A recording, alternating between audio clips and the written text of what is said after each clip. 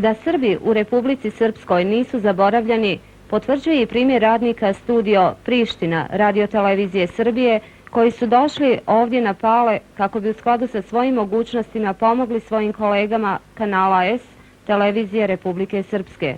Ekipa iz studija televizije Prištine došla je zahvaljujući razumevanju kolektiva i posle jedan deo, da kažem, stručnjaka koji su se sami prijavili, to je dobrovoljaca, da dođu na studio Pale. A mi smo došli jer studio Pale, kad nam je bilo najteže, pomogao. Ovdje ćemo ostati sve dok su potrebe S kanala i sve dok vama trebamo. Koliko ova njihova posjeta i pomoć, kako stručnim, tako i materijalnim, znači za ovu kuću?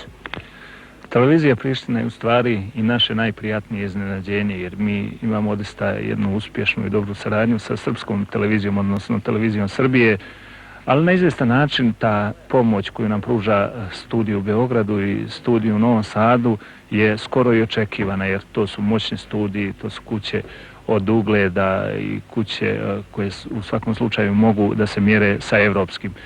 Studij u Prištini je znatno skromnih mogućnosti, ali eto, desilo se da su ljudi iz Prištine ne samo donijeli materijalnu pomoć od ogromnog značaja za nas i naš program, nego došli su ovdje kao dobrovoljci. To nas je zaista sve ganulo i ne znam kako da se zahvalim tim dobrim ljudima, tim našim dragim prijateljima, kolegama i braći našoj.